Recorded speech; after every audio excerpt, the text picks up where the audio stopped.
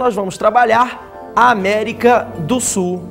A América do Sul não é só apenas uma parte importante das Américas, mas também configura uma parte regional muito importante no cenário do mundo. Bom, a América do Sul, ela pode ser dividida em basicamente 3 partes. A primeira são as Guianas. A segunda parte da América do Sul é a América Andina, aquela cortada pela Cordilheira dos Andes, que abriga alguns países. E terceiro é o Mercosul. Já deu para perceber que a América do Sul é um tema extremamente interessante e que tem a ver com o nosso cotidiano, pois nós somos brasileiros e estamos inseridos, estamos integrados com os nossos vizinhos sul-americanos. Presta atenção, porque a América do Sul vai te contagiar. Atenção, olha para cá. Bom, a América do Sul é um continente bastante grande. Nós temos essas divisões e a gente começa falando por Guianas. Bom, se você olhar o mapa político da América do Sul, você vai localizar as Guianas lá no norte. São 3, para ser mais exato: Guiana, Suriname e Guiana Francesa. Bom, as Guianas têm pouca importância dentro do cenário sul-americano. Em primeiro lugar, porque o quantitativo de população é muito pequeno. Se você somar, você vai encontrar uma população pequena e, além de ser pequena, ela tem uma baixa renda per capita. Além disso, nas Guianas você não encontra economicamente nada muito viável, nada muito desenvolvido. Portanto, as Guianas, dentro do cenário sul-americano, representam muito pouco. A gente pode estudar particularmente cada uma.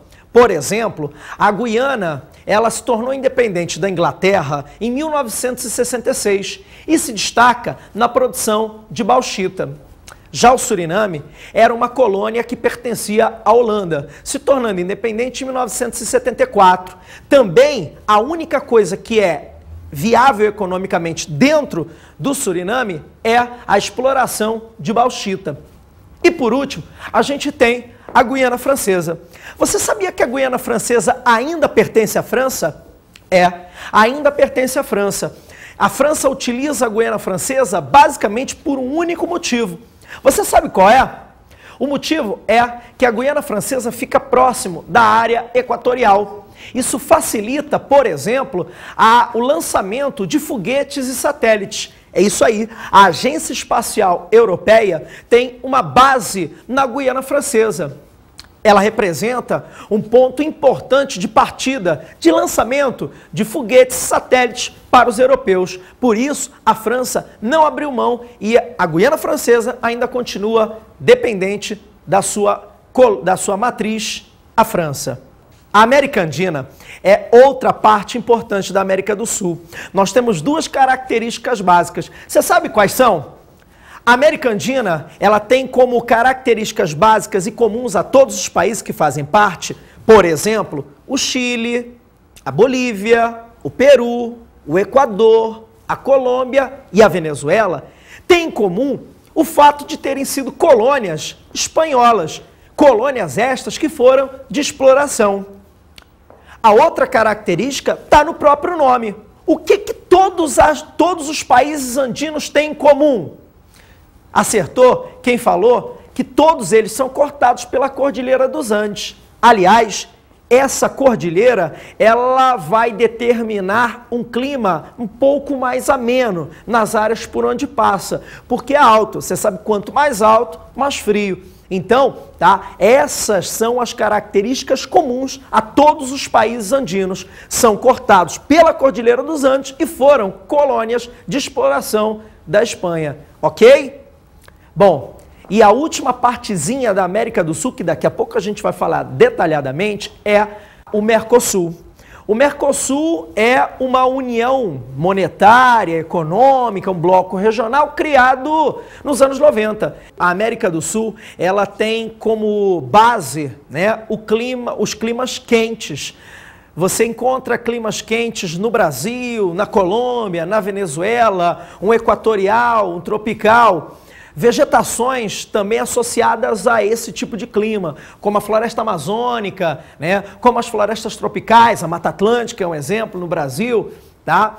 Agora, tem partes da América do Sul, mais para o sul, Argentina, Uruguai, que são uma parte do Chile, que estão localizadas em áreas um pouco mais frias, né? Já na faixa temperada, mostrando aí uma diversidade de vegetação, né? Até com uma vegetação um pouco mais homogênea, pinheiros, tá? Uma vegetação um pouco mais rasteira, como é o caso dos campos, muito presentes no Uruguai, muito presentes na Argentina, a gente vai ver depois com bastante detalhe, tá? Só para mostrar essa diversidade climática. No norte da América do Sul você encontra climas mais quentes, no sul predominam climas mais frios, ok? Legal? Bom, vamos entrar em detalhes? Vamos começar a falar aí da América Andina. Olha, tem um caso para começar que é maravilhoso. É o caso da Venezuela. A Venezuela vai ser um país extremamente importante na lógica moderna para a gente estudar geografia. Por quê? É um assunto da moda. A Venezuela fica localizada no norte da América do Sul. Ela é dividida basicamente, se você olhar o mapa, né, você tem aí 3 divisões, uma no litoral, outra no interior, né, no centro da Venezuela, e uma ao sul da Venezuela. No litoral, você tem 90% da população venezuelana morando aí. Esse fato é explicado por 2 motivos. Primeiro, a economia venezuelana sempre teve muito atrelada à cana-de-açúcar. Já já a gente fala disso. E outra, a economia venezuelana, posteriormente ao açúcar, desenvolveu-se a partir da exploração de petróleo, também no litoral. Então a população se concentra na faixa litorânea porque as atividades econômicas da Venezuela estão localizadas preferencialmente na faixa litorânea, cana-de-açúcar e petróleo. Bom, é na faixa litorânea também, a gente não pode esquecer que está a capital, né? Caracas. Indo para o interior, é a parte onde a Cordilheira dos Andes vai, né, entrar na Venezuela. É um pouco mais alto. Lembra a Cordilheira dos Andes? Mais alto? Então, a Venezuela, no seu centro, desenvolve uma economia com base na pecuária. Bem menos população que no litoral e uma economia baseada em atividades pecuárias. Só está faltando um pedacinho da Venezuela, que é o sul da Venezuela. O sul da Venezuela é marcado pela fronteira com o Brasil, com a região norte brasileira. O que tem na região norte brasileira? Você lembra? Na região norte brasileira você tem a floresta amazônica e no sul da Venezuela, encaixando, também tem floresta amazônica. Portanto, é a parte da selva amazônica venezuelana. Aí, a densidade demográfica é muito baixa. Basicamente, você tem ali a composição de população, tá, a partir de índios e sérios problemas de fronteira com o Brasil. A Venezuela diz que a fronteira é mais ao sul, o Brasil diz que é mais ao norte. Ou seja, existem probleminhas de fronteira que fizeram, por exemplo, com que o Brasil construísse bases militares na região, projetos, por exemplo, como o Calha Norte, para proteger a fronteira. Além de problemas de fronteira, você tem invasão de garimpeiros do Brasil em território venezuelano e venezuelanos em território brasileiro. Legal? Beleza? A economia venezuelana, como eu já falei, principalmente no século XIX, dependia da cana-de-açúcar plantada no litoral. Lembra, Venezuela, região norte da América do Sul, clima quente, cana-de-açúcar? Bom, essa economia vai perdurar, quer dizer, vai se manter até meados do século XX, por volta dos anos 50. Nos anos 50, se descobre na Venezuela grandes reservas de petróleo. Essas reservas de petróleo fazem com que a Venezuela se torne a maior reserva de petróleo da América Latina. Realmente, a Venezuela é uma grande produtora de petróleo, tanto que é o único país da América do Sul que faz parte da OPEP, da Organização dos Países Exportadores de Petróleo. Gostou? Bom, o petróleo passa a dominar o cenário venezuelano. As pessoas na Venezuela, direto ou indiretamente, quase toda a população tem uma ligação com o petróleo. Essa ligação faz com que a economia venezuelana dependa cada vez mais do petróleo. Isso é ruim para eles, porque a economia dependente de um único produto faz com que você tenha problemas ou alívios. Bom, isso vai desaguar nos anos 90. Nos anos 90, você tem a ascensão de um líder populista na Venezuela, um senhor chamado Hugo Chávez. Hugo Chávez, ele vai ser eleito presidente da Venezuela em 1998. É importante você saber um pouquinho da história antes de falar disso. Em 1992, o Hugo Chávez era tenente-coronel das Forças Armadas da Venezuela. Ele tenta dar um golpe de Estado junto com outros oficiais do Exército. Esse golpe foi derrotado. E ele é preso. Fica 4 anos na cadeia, 92, 93, 94, 95, 96. Em 1996 ele é solto e começa a agitar o cenário político venezuelano com o movimento bolivariano. Movimento bolivariano? O que é isso, Duarte? Vem de Simão Bolívar. Simão Bolívar vai ser o grande idealizador da independência da América Espanhola. E a partir de Simão Bolívar se cria o movimento bolivariano. O movimento bolivariano prega a libertação, não mais da Espanha, já que a Venezuela é independente há muito tempo, mas prega, sim, a independência em relação ao capital estrangeiro e principalmente em relação à dependência dos Estados Unidos, principal comprador do petróleo da Venezuela. Gravou Movimento Bolivariano, anticapital estrangeiro, anti-Estados Unidos. Hugo Chávez funda esse movimento, é eleito presidente. Você sabe como é que ele foi eleito? Você sabe qual era a grande meta da campanha dele? Era o populismo baseado na diminuição da dependência do petróleo. Ele prometia o fim da dependência do petróleo, ou seja, a diversificação da economia venezuelana. Além disso, o senhor Hugo Chávez pretendia acabar com a corrupção, já que a Venezuela, segundo indicadores econômicos e sociais, tem o maior índice de corrupção da América do Sul. Você sabia? Mais do que aqui no Brasil. Coisa triste, né? Essa história de corrupção. A Venezuela tem o maior índice da América do Sul. Ou seja, Hugo Chávez é eleito com grande apoio popular, mas teve problemas. Hugo Chávez, ele não consegue fazer as reformas necessárias. E no ano de 2000, ele fecha o Congresso. Como assim? Fechou o Congresso? Alegando que o Congresso estaria prejudicando, impedindo essas reformas tão necessárias para modernizar a economia venezuelana. Bom, criou-se uma expectativa na Venezuela de que as reformas sairiam, mas elas não saíram. Bom, a partir disso, o governo Hugo Chávez começa a sofrer sérias oposições. Grande parte da população civil venezuelana vê-se contra o governo. A parte mais pobre, ela apoia o governo. Há um medo, um grande medo de guerra civil. Você está entendendo? O país fica dividido, metade a favor e metade contra o governo Hugo Chávez. Os países da América do Sul e do mundo todo, de um modo geral, têm medo de uma guerra civil. O Brasil e outros são obrigados politicamente a pedir uma solução pacífica para o impasse, já que o governo Hugo Chávez sofre seguidas manifestações contrárias à sua continuação. Bom, Venezuela é um tema interessante e a situação ainda permanece instável. Mantenha-se atualizado, ok?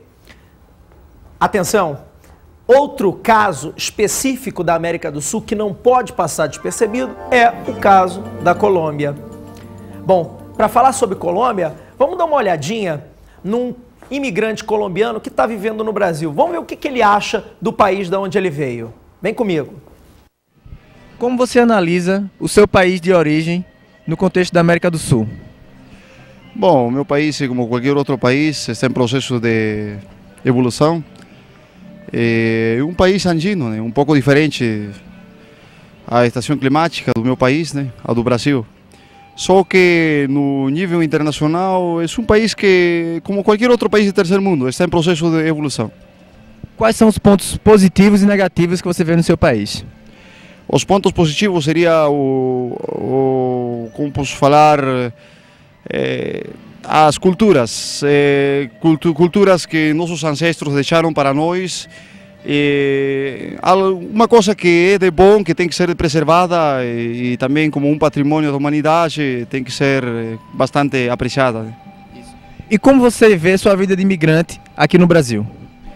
A minha vida de imigrante aqui no Brasil é maravilhoso. É um país feito e construído por colonos, né? E como cada pedra, cada rua foi construído à base e sofrimento dos imigrantes desse país, então como todo imigrante também me sinto em casa, me sinto mais um cidadão do Brasil. A economia colombiana, ao contrário da Venezuela, estava ligada à economia cafeeira. O café foi o grande produto colonial colombiano. É só olhar para a população, até na seleção de futebol se reflete isso. Boa parte dos colombianos tem pele negra. Você sabia por quê? O porquê é que grande parte da população colombiana é originária de escravos negros trazidos da África e que foram introduzidos na Colômbia para a plantação de café como escravos. Percebeu? Bom, essa economia escravocrata cafeeira vai perdurar, vai durar durante todo o século XIX e boa parte do século XX. Bom, essa economia criou uma grande defasagem de renda, uma grande margem da população excluída, pobre, principalmente essa população negra ou população mestiça, e os brancos descendentes espanhóis sendo os grandes controladores da economia colombiana ligada ao café. Grandes proprietários de terra normalmente relacionados a brancos originários da Espanha. Bom, essa defasagem, esse desnível, essa exclusão da população mais pobre faz com que na Colômbia, no século XX, apareçam movimentos importantes de esquerda. Esses movimentos de esquerda vão ser um dos principais focos de luta contra a exclusão social na América do Sul. Como exemplos desses movimentos, a gente pode citar as Farc. Você sabe o que são as Farc? As Farc são as Forças Armadas Revolucionárias Colombianas. Forças Armadas Revolucionárias são um movimento que luta contra a exclusão social e até defendia ideias socialistas. Bom, esse é um grupo paramilitar. Grupo paramilitar? O que é isso? Grupo paramilitar é um grupo armado, mas que não é oficial. Não faz parte das forças oficiais do governo. Bom, as Farc e outros movimentos de esquerda se estruturam na Colômbia. Guarda isso aí, hein? Não vai esquecer não, tá? Bom, nos anos 50, devido à queda no preço internacional do café, o preço do café cai, a economia colombiana tem que rever suas estruturas. É nessa hora, anos 50, anos 60, que começa a crescer um dos maiores problemas até hoje dentro da Colômbia, que é o aumento da área plantada com coca. A coca, ela é tradicionalmente um produto da Colômbia, aliás, de toda a região andina. Bom, a partir da folha de coca, os colombianos começam a produzir cocaína. Uma importante droga usada hoje em praticamente o mundo todo. A área plantada com coca aumenta demais na medida em que a área plantada com café cai. Atenção, então você tem a coca como grande substituta do café. Isso torna a economia colombiana dependente de um entorpecente, dependente de uma economia, entre aspas, ilegal. O governo começa a sofrer pressões internacionais, mas os cartéis das drogas começam a se sobrepor a isso. Bom, os cartéis das drogas são aqueles grupos responsáveis principalmente pela distribuição. A cocaína passa a ser o motor colombiano.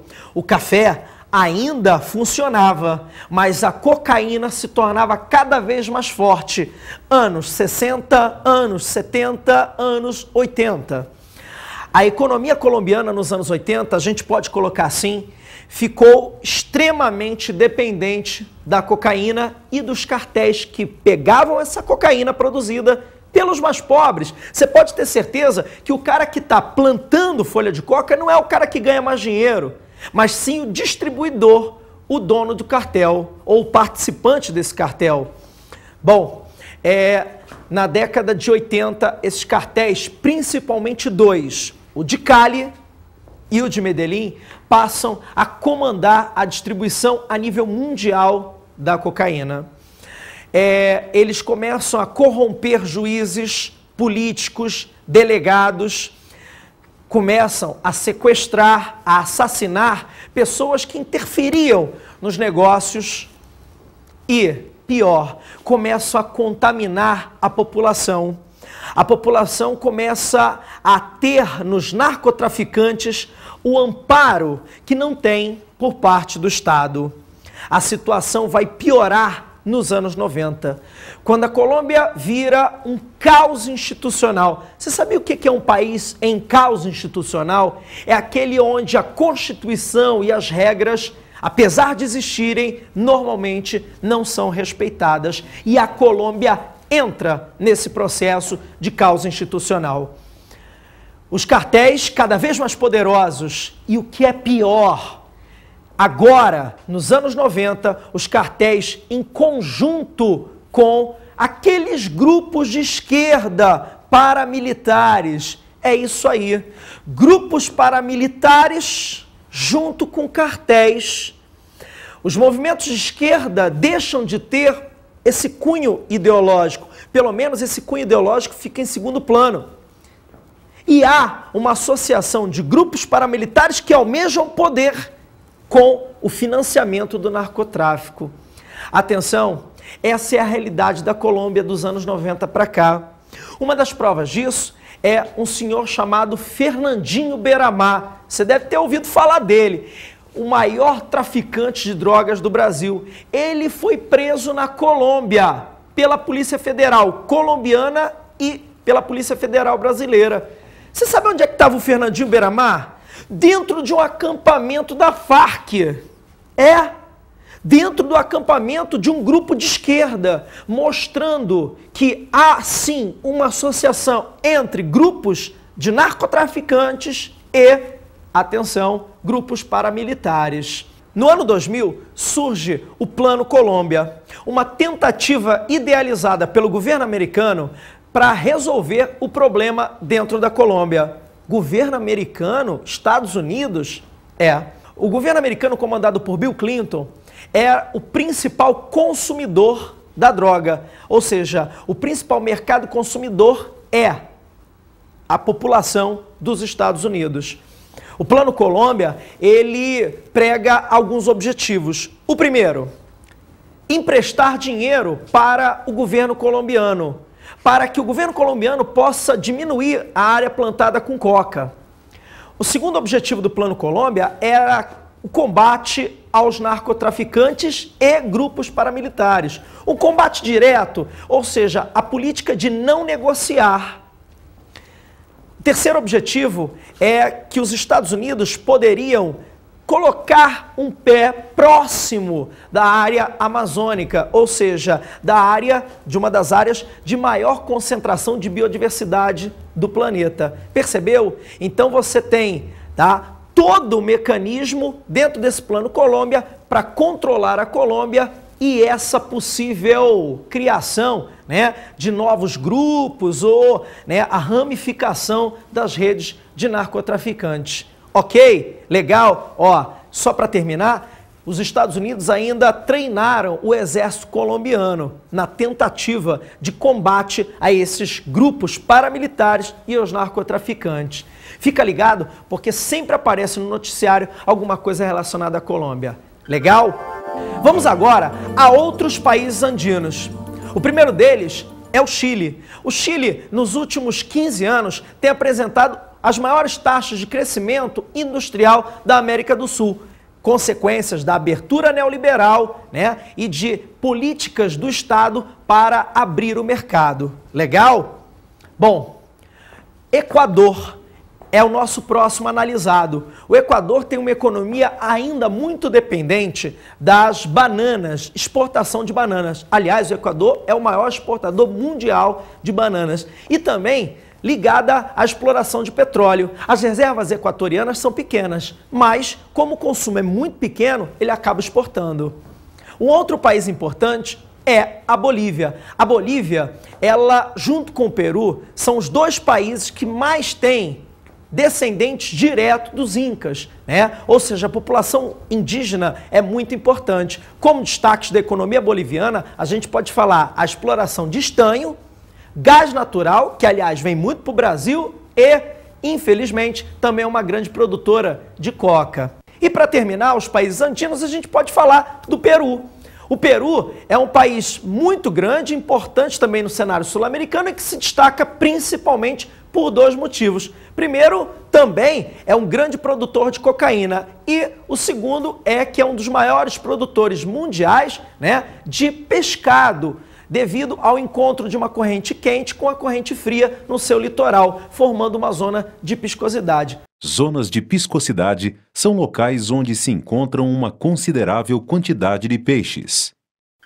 Para a gente terminar a regionalização da América do Sul, vamos falar dos países do Mercosul. Bom, para falar de Mercosul, a gente tem que ver as suas origens.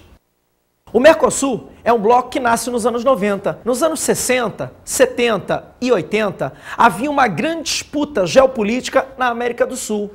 Todos os países tinham no seu repertório, ou seja, eram comandados por ditaduras que brigavam entre si pela liderança geopolítica da América do Sul. Isso fez com que, durante boa parte dos anos 60, 70 e 80, a América do Sul tivesse pouca integração econômica, já que os países brigavam demais politicamente. Um exemplo disso é a usina de Itaipu, construída entre Brasil e Paraguai, que deixou a Argentina bastante enciumada. Essa foi uma tática brasileira para capturar o Paraguai para sua esfera, né, de influência. Nos anos 80, houve a redemocratização. As ditaduras caíram, tanto no Brasil, quanto no Paraguai, quanto na Argentina, quanto no Uruguai. Os governos militares saem de cena, entram os governos civis. Bom, com os governos civis no poder, você tem realmente uma integração econômica. Isso vai desaguar no ano de 1991, quando é assinado o Tratado de Assunção. Tratado este que cria o Mercosul, eu já falei, com os 4 países. Posteriormente, entraram 2, o Chile e a Bolívia, no ano de 1996, mas esses são apenas membros associados. Em 2006, a Venezuela torna-se um país membro do Mercosul. Qual é a diferença entre um país fundador e um membro associado? Os países fundadores, no seu início, em 1991, estipularam algum tempo para a queda nas tarifas alfandegárias. O grande objetivo do bloco, a diminuição das tarifas comerciais entre os países, para incentivar o comércio. Essas tarifas deveriam cair até 1995. Quando passaria a entrar a TEC, a Tarifa Externa Comum. Essa Tarifa Externa Comum, TEC, ela previa o mesmo percentual de impostos para comércio entre qualquer dos países, dos 4 dentro do bloco, com países de fora. Bom, é importante dizer que Chile e Bolívia, os países membros, apesar de estarem constituindo o Mercosul, não aderiram à TEC em 1995. Bom, Duarte, você me pergunta assim, vem cá, o Mercosul, ele deu certo? Deu, principalmente no período que vai do ano de 1994 a 1999. Foram 5 anos de grande crescimento do bloco. Algumas razões explicam isso. A primeira é que haviam políticas econômicas semelhantes. Bom, essas políticas econômicas semelhantes, elas principalmente partiam de dois países, Brasil e Argentina. Na Argentina havia o Plano Cavalo, que igualava o dólar ao peso. Um dólar igual a um peso. Já no Brasil, R$1, 1994, Plano Real, R$1 era mais ou menos igual a um dólar. Ou seja, você tinha uma semelhança entre o real no Brasil e o peso na Argentina, o que facilitava demais o comércio entre os países do Mercosul. Claro, entre Brasil e Argentina, já que o Brasil ele é o grande exportador desse bloco e a Argentina é o segundo maior exportador desse bloco. Ou seja, os dois principais países exportadores dentro do bloco tinham políticas econômicas cambiais semelhantes. Essa fase ainda foi incrementada, foi beneficiada por uma conjuntura externa favorável. De 94 a 99, o mundo assiste o grande crescimento dos Estados Unidos durante a fase Clinton. Isso traz mais capital para dentro do bloco. Várias empresas americanas e de outros países começam a investir dentro do bloco, vendo que o bloco tinha um grande potencial de crescimento. Então não vai esquecer, políticas cambiais semelhantes e uma conjuntura externa econômica favorável fazem o Mercosul crescer de 94 até 99. Eu já falei para você que todo sonho de pobre dura pouco. E durou. Em 1999, o Brasil, pela conjuntura econômica externa, é obrigado a desvalorizar o real, ou seja, o real fica bem desvalorizado em relação ao peso. Isso faz com que o produto argentino fique caro e isso provoca um desequilíbrio dentro das relações comerciais aqui no Mercosul. Outra coisa importante é que o Mercosul é um bloco assimétrico. Brasil e Argentina bem superiores ao Uruguai e Paraguai. Isso dificulta a integração do bloco. E um terceiro problema é que com essa desregulação nas relações comerciais, alguns países começam a desrespeitar regras estabelecidas. Por exemplo, a Argentina passa a aumentar as alíquotas que deveriam ter sido diminuídas. Bom, você percebeu? A partir de 99, o Mercosul entra numa fase bastante ruim, bastante negativa. Bom, a gente não deve perder a esperança. As divisões regionais da América do Sul são subjetivas, ou seja, variam de autor para autor. Alguns levam em conta a localização geográfica e outros os blocos econômicos. No caso da Venezuela, geograficamente, ela está disposta na América Andina, pois parte do seu território está situado na Cordilheira dos Andes. E economicamente pertence ao Mercosul, Mercado Comum do Sul.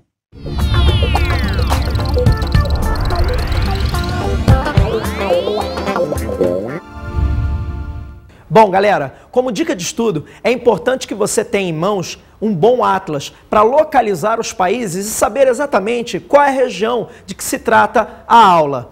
Bom, outra dica é pegar na internet artigos, enfim, qualquer produto que fale sobre Brasil, Argentina, Colômbia, Venezuela, que normalmente é o que aparece dentro de provas e concursos. Uma outra dica é estar sempre atualizado sobre o que está acontecendo, não só no Brasil, mas com relação aos seus países vizinhos.